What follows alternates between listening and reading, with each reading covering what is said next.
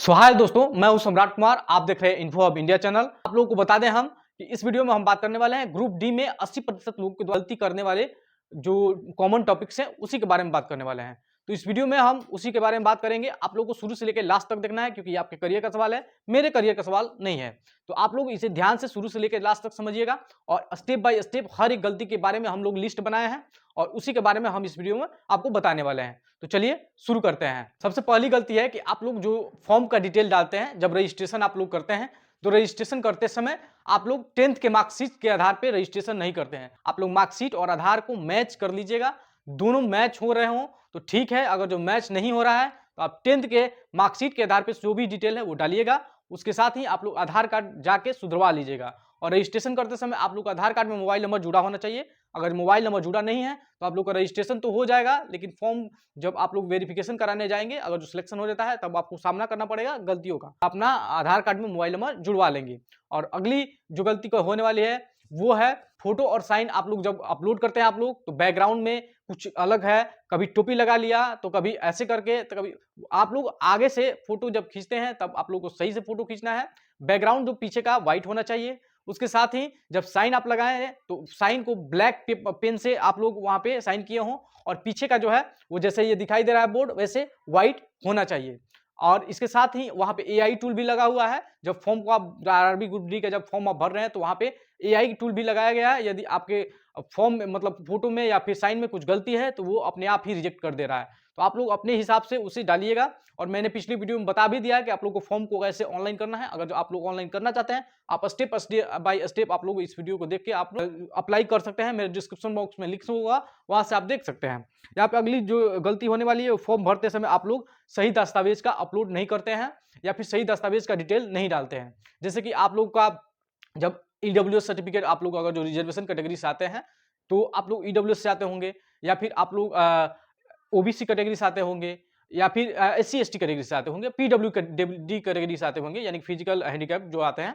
अगर जो आप लोग उस समय आप लोग सर्टिफिकेट लास्ट डेट से पहले नहीं बनवाया है तो आप लोग फॉर्म भरते समय, आप लोगों को मैं बता रहा हूं अभी कि आप लोग लास्ट डेट से पहले आप लोगों को सर्टिफिकेट बन जाना चाहिए। अगर जो आपका सिलेक्शन हो जाता है तो आरआरबी कोई भी डिटेल चेक करके किए बिना आप लोग का जो है सिलेक्शन नहीं करेगा, क्योंकि इसमें फॉर्म जो है वो बहुत ज्यादा गिरेंगे। लगभग 1 करोड़ से कम फॉर्म तो नहीं है गिरने वाला है, क्योंकि पिछले जो साल आया था 1 लाख वैकेंसी जो आई थी उसमें फॉर्म बहुत ज्यादा गिरे थे। तो आप लोग भी इसे ध्यान में रखते हुए आप लोग अपना जो है सर्टिफिकेट बनवा लेंगे। जो भी आप लोग का फॉर्मेट है, जो भी कैसा बनवाना है आप लोगों को फॉर्मेट, वो मैंने पिछले वीडियो में बताया हुआ है, वहां से फॉर्मेट आप देख सकते हैं और यहाँ पे भी आप लोगों को फॉर्मेट दिखाई दे रहा होगा। और उसके साथ ही हम बता दें, रिजर्व कैटेगरी वाले सभी लोग समझ लें कि यहाँ पे जो भी डिटेल आप लोग बनवाइएगा, जो भी सर्टिफिकेट बनवाइएगा वो एसडीएम लेवल का, एसडीओ लेवल का होना चाहिए। अगर जो एसडीओ लेवल एसडीएम लेवल का नहीं है, आरओ लेवल का है या फिर उससे निचले अधिकारी से है, तो आप लोग उसे फॉरवर्ड करा के और वहां पे एसडीएम या एसडीओ लेवल का बनवा लेंगे, क्योंकि उसी स्तर का जो है मान्य होगा। और जो भी डिटेल आप बनवाएंगे वो सेंट्रल लिस्ट के आधार पर बनवाएंगे। सेंट्रल जो फॉर्मेट आता है उसी के आधार पर बनवाएंगे, भारत सरकार के जो है नियुक्तियों में शामिल होने के लिए। ये नहीं कि राज्य सरकार के नियुक्तियों में शामिल होने के लिए। आप लोगों का फॉर्म उसी समय रिजेक्ट कर दिया जाएगा। उसके बाद अगर आधार में मोबाइल नंबर नहीं जुड़ा है तो मैंने बताया ही, आधार कार्ड में मोबाइल नंबर आप जुड़वा लेंगे। और भी डिटेल के बारे में हम बताएं, जब आप ईमेल आईडी और मोबाइल नंबर डालते हैं फॉर्म को भरते समय, वो ईमेल आईडी मोबाइल नंबर ध्यान से आप भरेंगे और वहां पे ईमेल आईडी मोबाइल नंबर आप लोग लिख के रख लेंगे फॉर्म में। और उसके साथ ही उसका पासवर्ड पता होना चाहिए, क्योंकि सभी जो डिटेल है वो ईमेल आईडी से ही मैच होती हैं और ईमेल आईडी पे ही सभी इंफॉर्मेशन दी जाती हैं। तो आप लोग ईमेल आईडी और मोबाइल नंबर बार बार किसी भी फॉर्म में, एक ही फॉर्म में आरआरबी ग्रुप डी की बात नहीं कर रहा हूं बल्कि हर एक फॉर्म की बात कर रहा हूं, जो भी फॉर्म भरें एक ही ईमेल आईडी एक ही मोबाइल नंबर दें।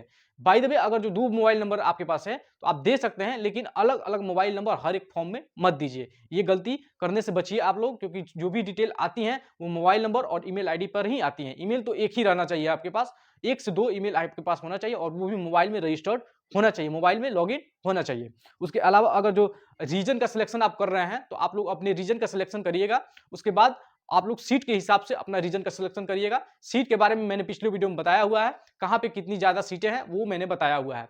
आप लोग अपने कैटेगरी में सीटें देख लीजिएगा, कहां पे कितनी सीटें हैं उसके आधार पे ही रीजन का सिलेक्शन करिएगा।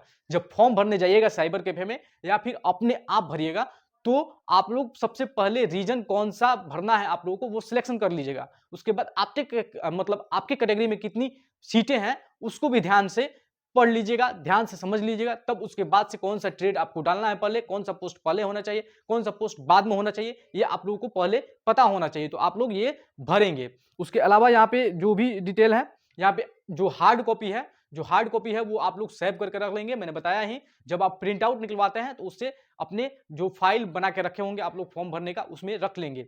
आगे आने वाले समय में यदि आपका सिलेक्शन हो जाता है तो उसका पीडीएफ अगर जो मोबाइल में रखे हैं तो अच्छी बात है, लेकिन पीडीएफ कभी कभार क्या होता है कि उड़ जाता है, डिलीट हो जाता है। तो आप लोग उसका हार्ड कॉपी प्रिंट करा के और अपने फाइल में रख लीजिएगा। जैसे ही आपका सिलेक्शन होता है उस समय आपसे क्या की जाती है, उसकी मांग की जाती है। आप लोग उसे लेके जाना पड़ेगा। उसके साथ ही जब आप लोग का एडमिट कार्ड आता है तो एडमिट कार्ड भी आप लोगों को उस समय दिखाना पड़ता है जब आप लोगों का सिलेक्शन होता है। तो आप लोग ये गलतियां नहीं करिएगा। अगर जो कुछ टॉपिक के बारे में छूट गया है तो आप लोग मेरे कमेंट बॉक्स में बता सकते हैं, उनके बारे में अच्छे से वीडियो बना दूंगा। यदि आपको कोई भी क्वेरी है, कोई भी इस वीडियो के अगर जो कमेंट बॉक्स है, कमेंट बॉक्स में कमेंट करिए।